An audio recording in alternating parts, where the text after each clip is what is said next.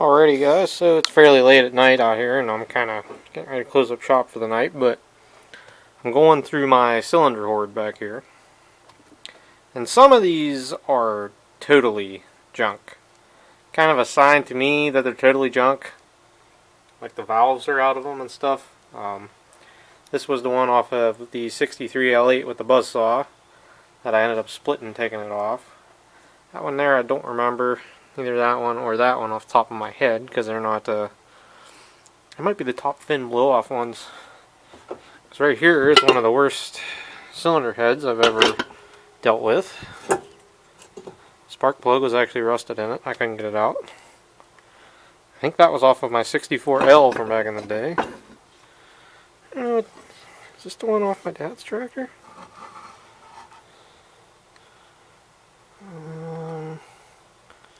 No, this was the one that shook loose in the boring machine and got screwed up at the machine shop I used to use. And now I remember that one. It's funny, once you start messing with stuff, it all comes back to you. But anyhow, what I was getting at before I got sidetracked is I'm going through all the ones that are worn or could be bored, and I'm writing on them what they are. Like this one here is 20 over. But it is worn, and it is a 7.6 jug. Hopefully it's focusing on that. So, just kind of doing that. I think you guys can see there. I got the piston shined up. It's 20, and the bore is scored terribly. There's a lot of carbon and unburnt oil in this one. And you can see the two holes that didn't have head bolts. Mud daubers. Mud daubers, I've got it. I have no idea how long this one has been over here in particular. This one here, that is kind of decent. And the only thing I see wrong with it is this one head bolt over by the exhaust is broke off, which is kind of normal. But about half of it is there, so I might be able to get away with putting a nut on the lower side of that and using it. But the bore is actually beautiful, and it's a standard piston. The only thing I would have to do is get this style exhaust manifold off, because I don't have a low slung exhaust for this. If I did, it would actually still be fitting for a 53, I think. I don't know, I never really found out when they quit doing that, but stuff like that. And I honestly have no idea where that even came from. Anybody recognize when I said that there, had it in a video or anything? I don't know. But this may go on the 53L project, the rusty 53L, because that would make that a decent tractor that wouldn't smoke. So I'm gonna keep, I'm gonna dig through here a little bit. Like I said, there's some of these I don't remember, and I'm gonna try and tag them while I can still remember where they came from to some degree, although I really don't care where they came from. I just need to know the condition they're in, sort of deal, you know, rebuildable, not rebuildable, pretty much all I'm looking for. So yeah, so I'm gonna putz around with this here for a little while, but it's about 8:30 at night, so I will probably turn it in here pretty soon. So I guess when clear over here, I got no freaking idea anymore. No idea. There was a time when I had 25, 30 machines, remembered every nut and bolt about them. Nowadays, with, what did I figure out on my sheet? 90 machines, like 80 Graveleys-ish, and it all just don't remember them anymore. You know, all the stuff I worked on for at work and other people, and you know, it all runs together at some point. So anyhow, I'm gonna stop babbling here and get back to what I was doing, but I figured I would show you guys this. And this bore in this one, it looks pretty nice. It had a little bit of surface rust going on in there. I don't know, it may look worse on camera, but it's not bad. I just ran a wire brush down through it, and it looks decent. So okay, hang it up for tonight, and hopefully pick up tomorrow. Heat the cylinder up where them bolts are, and try and get them bolts out without breaking them. That would be awesome. We all know how that goes. So see how she goes. Okay, so interesting conundrum, other than the fact that I don't remember where this cylinder even came from, and it's in better shape than any of the other ones I got, and it's got the right exhaust manifold and everything, and it's got a really nice bore. The one I thought was really nice for my dad's 62, or what I'm going to build into my dad's 62 Li, isn't as nice as I thought it was. And that one there, I still don't remember where it came from either. The two I have no idea where they came from are actually the nicer ones. So did I walk through and buy them at a swap meet for a really decent price? Again, I have no freaking clue anymore, guys. No freaking clue, but I'm thinking I probably did. So, yeah. Short version of the long story. Everything on this shelf here is junk, one way or another. That one back there is the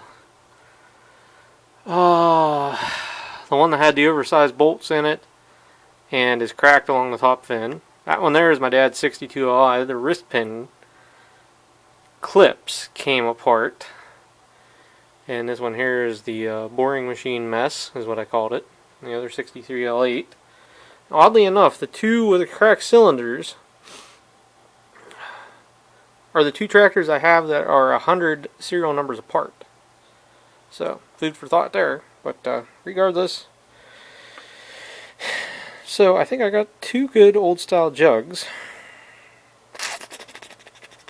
Still need to deal with the Navy L, so that's. I'm going to switch a jug on the Navy L at some point. So 153 is going to get built, but out of which jug?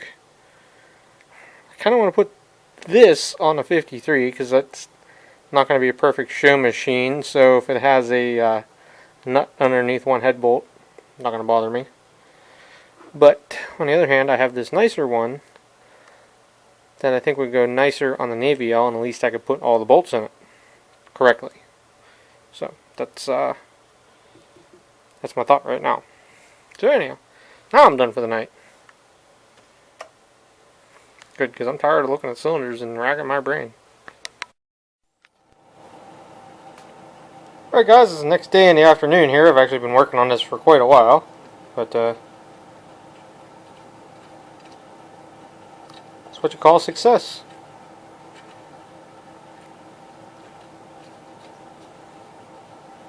Ready for exhaust manifold.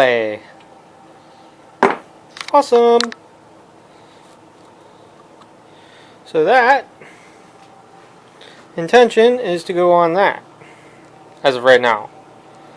So let me pull this thing apart, see what it has to tell me, and we'll go from there. I may do some more experimentation with Big Blue. Mainly, I want to try changing the suction tube on this thing and just see if that changes anything. It means I have to drain the oil back out again. Ay, ay, ay. So guys, about a whole 20 minutes into the teardown here. Now I'm into the time-consuming part, which is cleaning all the oil and dirt and grease away from the cylinder and unbolting it, so nothing falls in when you pull it off. But really, at least for me, it's a fairly simple job to change the top end on these, especially because this tractor is already majority of the way apart. I did put the cylinder head back on it just because I didn't know how long it was going to sit, but took that back off, unbolt the fan shroud, the hitch, flip that all forward, unhook the control levers, and yeah, that's where I'm at. So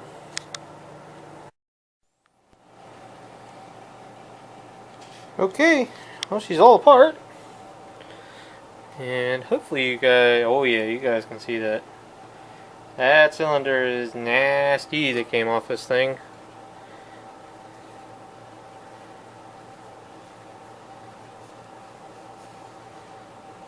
Yeah.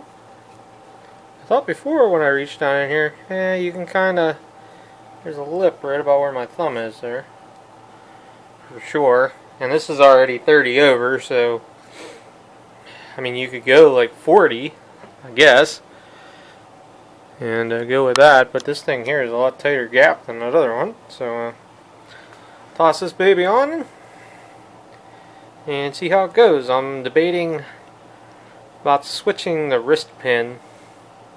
I took the wrist pin the whole way out of this one. As you can see, there's some oil staining there, but there's a little bit of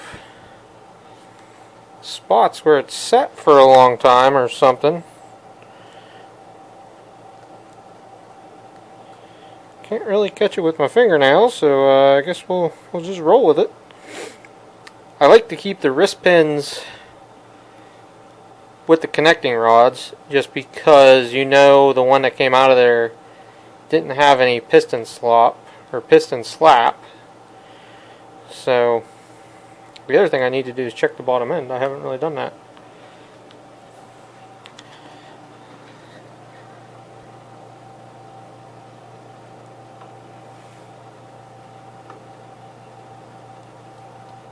Got side to side.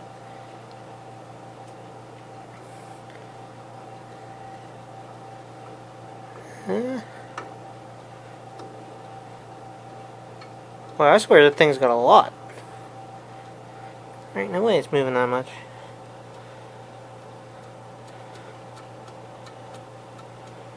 Huh, I think that bottom end's junk. Maybe. I don't know. Sure seems like it had a lot of movement there, don't it? Let me look at this a little more, A, without the camera in my hands, and B, without my earplugs in. Okay, so I've been looking at this, and it's definitely toasted. If I get the flashlight to stay. I wish I had 3 arms. Right about now. Let's see.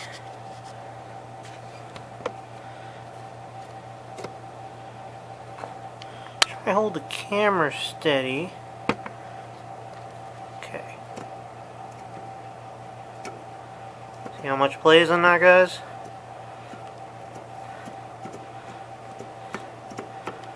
So, there's about an 1/8 inch of play in that.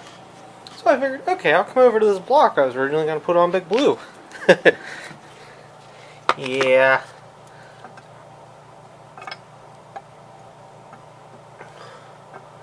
This one over here is just as bad, if not worse.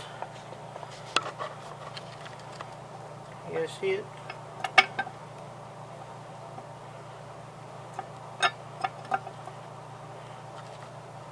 I don't know if you guys can see it or not, but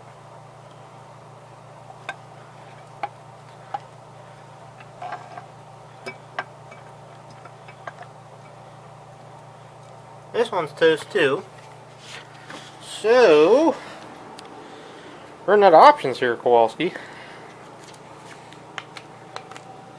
Guess I'm going to have to go back out to the bottom end pile and see if I can dig something up. So I'm still back to my original conundrum here with these two machines. Just everything is toast. Why all the 1953s? Why are they all junk? Why are they all screwed with? These two tractors did not come from the same place, even though they did come on the same trailer load. They actually came from a place probably about 15 or 20 miles from each other. So it's not like the same guy did the same thing to him.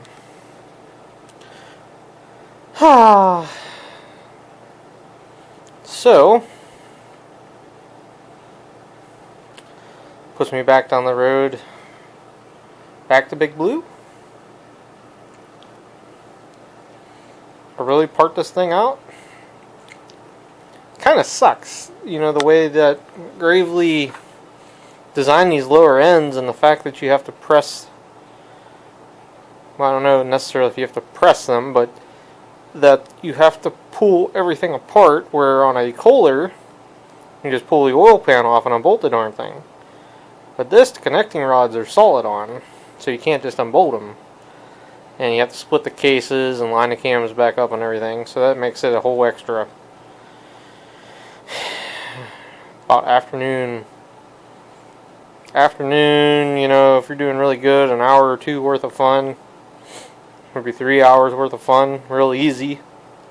without even getting real involved. So,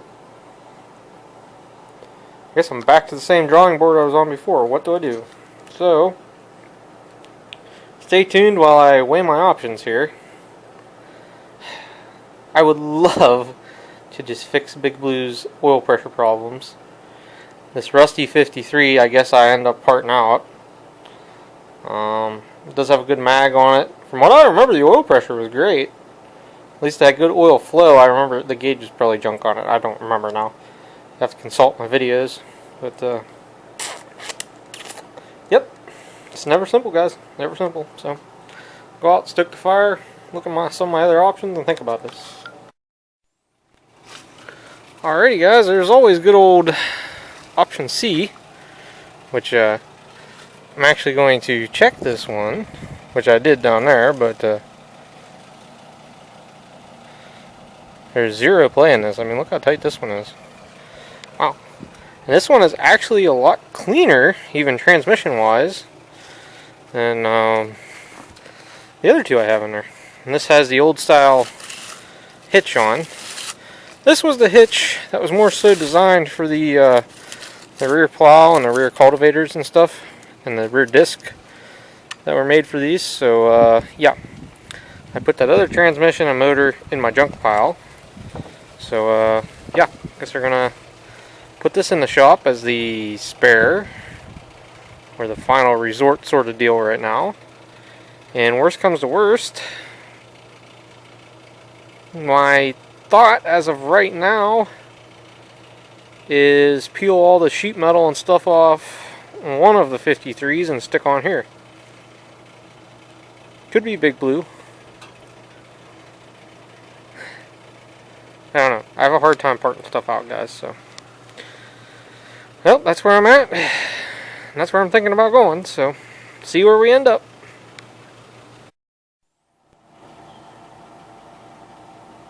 Well, guys, I found Big Blue's oil pressure problems.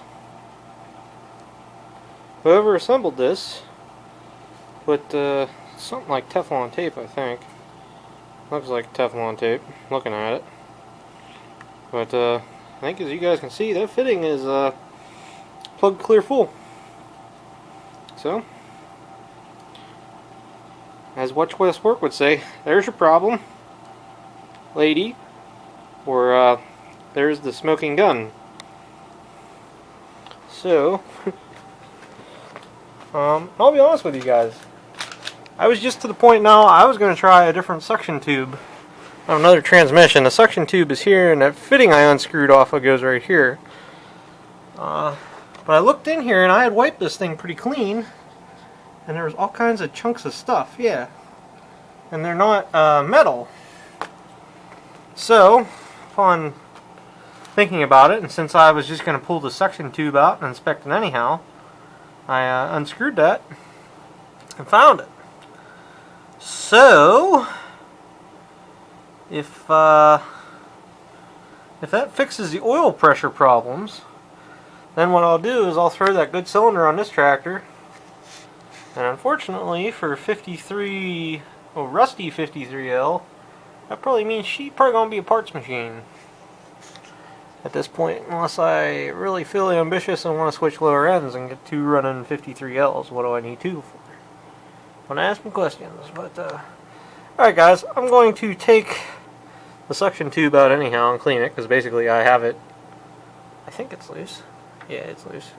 I don't want to just push it in the transmission right now, but I'm going to take that off and blow some air through that, clean this out, and we'll put it back together and see what kind of oil pressure we got then.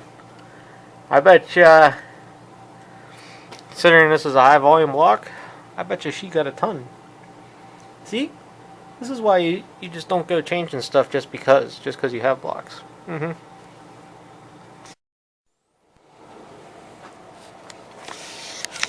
Professional. There we go. So, further inspection after pulling it, something is missing there, Raggy. Just can't put my finger on it. But there's supposed to be a brass cap on the end of that, and I definitely see no brass. And to me, this looks awful plugged. It's only open on one side. Unless that's the way it is, because it's only open like right there.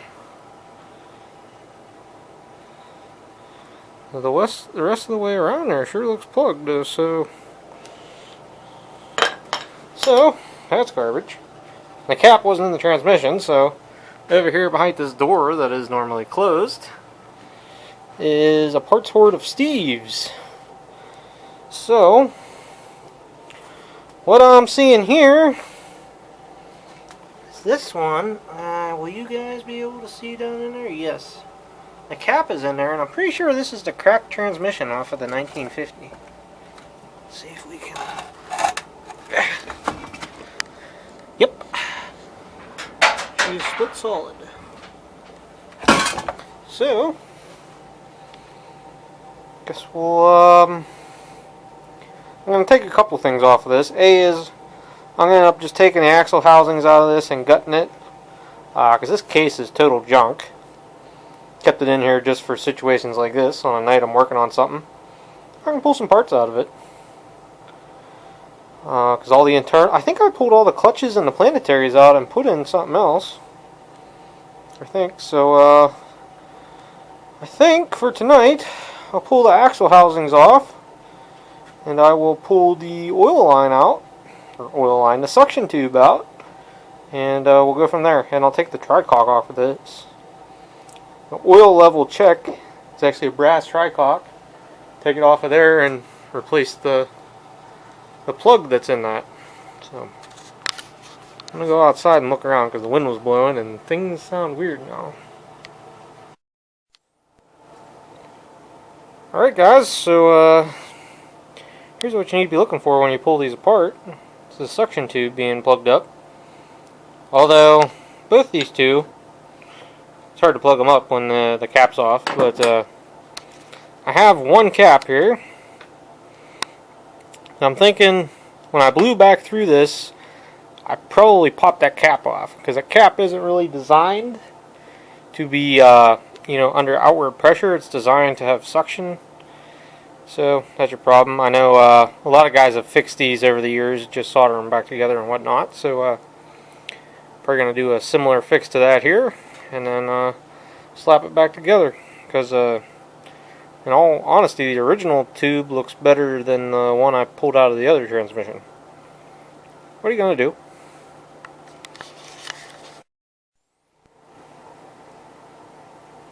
Okay, so got that back in there. I ended up using the old crimp and peen technique, and it's in there tight. I can't get it out, so I'll just put this back in the tractor, which is kind of fun when you don't have the differential gear out of it. It's really easy without the differential gear in there, though, I will tell you that. You guys ever want to see the inside of a transmission? There you go. Junk pile. We'll save the oil cap and the... I don't know, the 8 leads are really common. I probably got like 90 of those laying around. Look, there's probably another one right there. In there. Alright guys, she's all put back together and got oil on it. Off camera here, I picked some of the stuff out of that fitting and realized there's actually a screen up in here, so somebody knew that cap was missing on the end and did that just as preventative and prevented the stuff from getting in there. But I never thought to look there. So yeah, you guys can see alright. I have the cylinder head off of this thing, and since this thing smokes, I can't just start it in the shop. What I'm going to do is crank it over with a drill and see if we can't build oil pressure. I'm going to take the cap off over here and see if I can't get some oil to spurt out. So, oh jeez, sorry guys.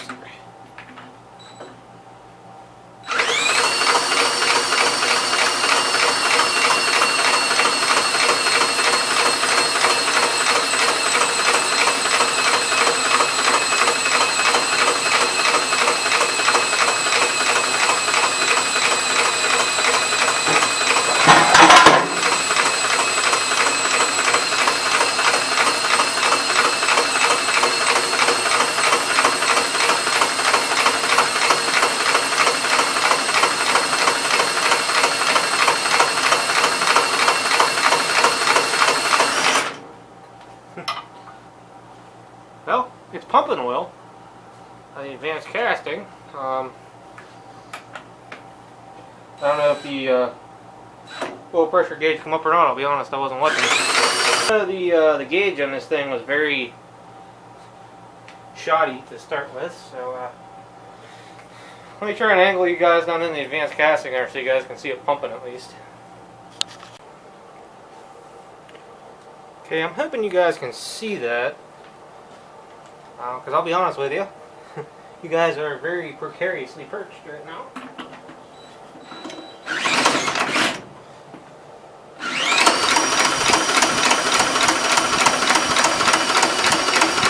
But I can see her pushing good oil.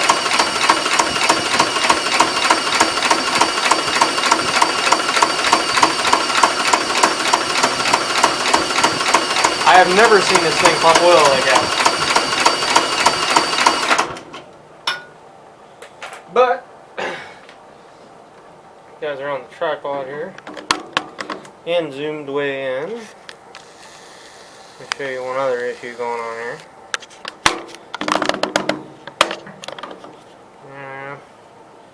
I'm kind of in the shadow to be able to see what you guys are seeing. But I don't know if you guys can notice, but it's pumping oil up through there on the back side of the piston too, just with it spurting with oil pressure. So I think that's what we're going to do for right now. We're going to change the cylinder, that other cylinder I found, onto this tractor. Excuse me 1 second here. And I guess we're going to put Big Blue back into service. And for right now, the other 53L just kind of going to end up a parts machine. Get you guys out of here. But so Big Blue will live again. Boy, I wish I had tore that apart. I've had this tractor since 2012, guys. So 9 years I've had this thing and never took the time to tear it apart. Oh well. I have that, I guess. The point is, I guess you find the problem eventually. So there'll be a little more to come on this yet. Do the jug swap. At least I think that's what I'm gonna do. Put this cylinder here on that tractor and go for it. Like I said, it looks ugly on camera, but in person it's not that rusty. Still trying to decide what I may do here. Or hone that other cylinder and put 30 over in it.